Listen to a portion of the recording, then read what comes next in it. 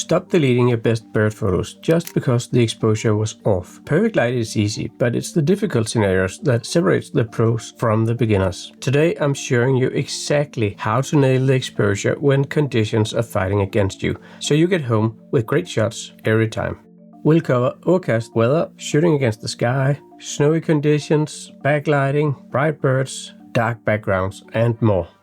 So when you're out in heavily overcast conditions, you'll likely be shooting at a very high ISO level. And you might be tempted to try to shoot with a little less bright exposure, but believe me, you don't want to do that. You want to keep the subject well exposed instead of having to lift it in post, because that'll cause even more noise. So avoid having the ISO go beyond the level that you're comfortable with. You'll want to try to lower the shutter speed as much as possible and still get sharp photos of your subject and not having too much motion blur in them. But this is a constant balance, and because you'll be shooting at quite high ISO levels, you will also likely lack a little bit of details, and this is why getting close to your subject is extra important in overcast weather. So let's take a look at this woodpecker. As you can see, it is shot at ISO 6400, and there's plenty of details. Even though this image is actually cropped a bit, you don't notice the noise or the lack of details in this image.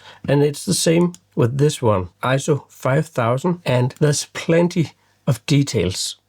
So in heavily overcast weather, your biggest enemy is to be forced to use too slow a shutter speed or use too high an ISO. So the challenge here is really balancing those. So let's look at a little different scenario where it's bright overcast and you have a lot of fog or mist or haze that is obscuring the background. So this means that you can't really control it. Let's say that you're walking by a lake, and in these conditions, everything in the background and the water will be brightly lit. So even though it's kind of dull weather, you'll have quite bright conditions, and this will automatically almost always turn your subject into a silhouette if you don't take care. So you could do one of two things. First of all, you need to tell your camera that you don't want it to make everything 18% gray. So use the exposure compensation button to lift up the exposure by one stop. That'll normally do the trick and avoid making your subject into a silhouette. The downside is that the background will likely blow out. The best choice here is actually to accept it. And you can make some really beautiful and simple compositions using this technique. However, if you don't want that,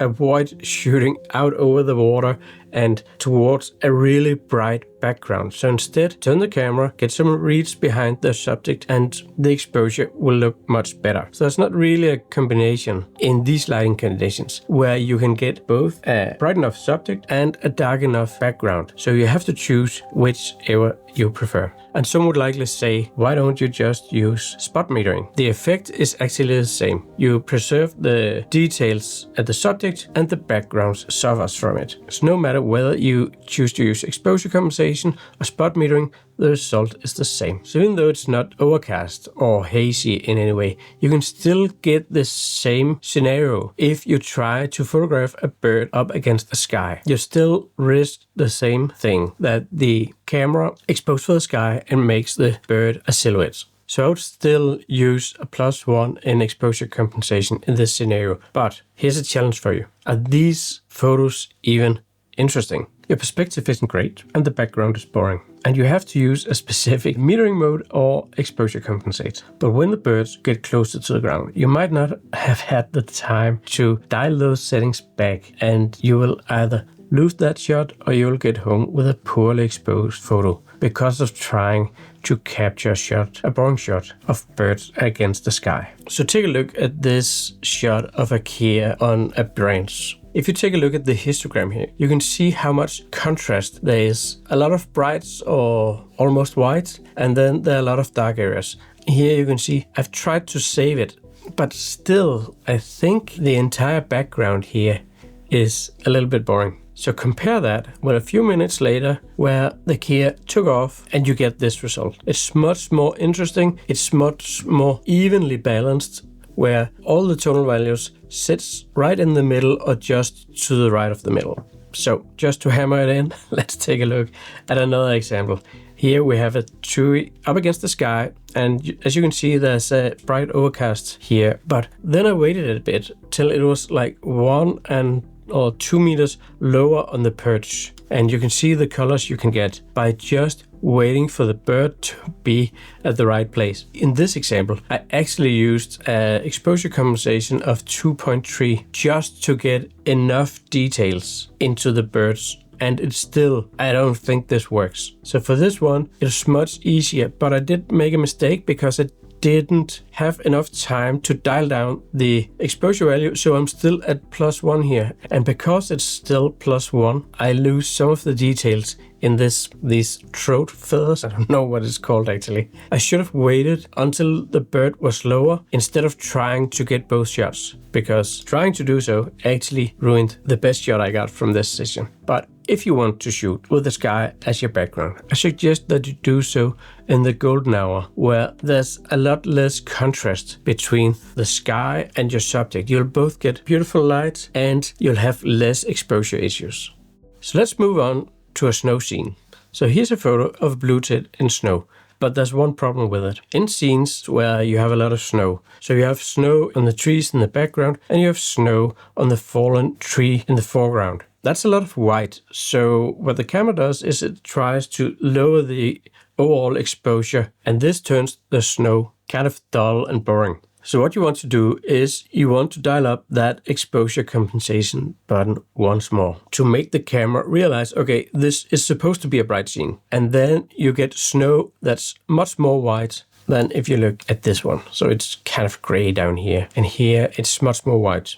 Let's look at kind of the opposite scenarios where most of the image is in shadow or the background is quite dark. So when you got a dark background, the camera will try to lift that exposure up to 18% middle gray to get a balanced exposure. And the problem with this is what you see in real life as black or really dark is now turning into this kind of muddy gray mess that you really don't want. And furthermore, you also risk that your subject will be overexposed. And that's especially true with white egrets or storks and that kind of birds, where because of the camera lifts the exposure, you'll blow out the white feathers. And this is a very common mistake. So what you actually want to do is try to counteract that.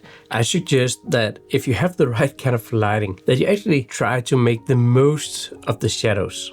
So first of all, you need to make sure that you keep the details in the feathers by just underexposing by a stop. But if you have this condition where the light is coming from behind the bird and the background is still in dark shadows, then make the most of it and dial down the exposure even more. So let me show you what I mean.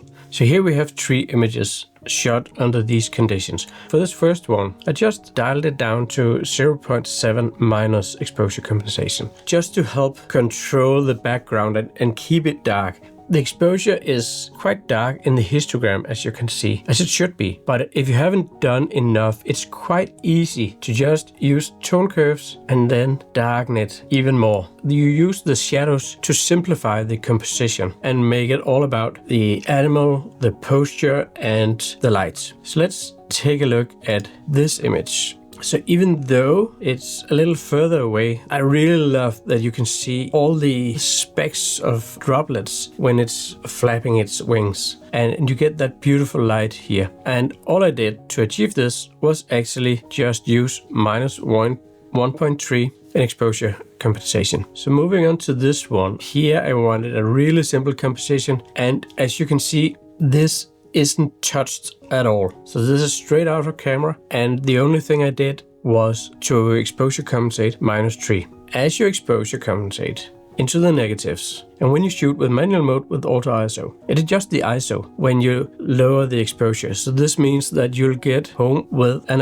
ISO value that's 3 stops lower than if the camera was allowed to decide. So you get less grain, you get more details. I know much of it is in the shadow, but on the bird itself, you get all the beautiful details that you want. So we've looked at bright, difficult backgrounds and dark, difficult backgrounds, but let's take a look at when the background is actually all you want. So if you got a bright, colorful background and the foreground is all in dark shadows, then you have the perfect conditions to creating silhouettes. But if you instead try to make the bird shine, you'll blow out the beautiful background and lose it. This is a time where you actually want to go for that silhouette. So take a look at this woodpecker that's bringing some insects or larvae to its chick. I got this beautiful bouquet in the background here. The camera wanted to lift the exposure because of all the large areas in shadow that's still present in this framing. But I used an exposure compensation of -1.7 to bring it back down. Anyway, I hope that helped you tackle some of the difficult shooting scenarios when it comes to bird photography.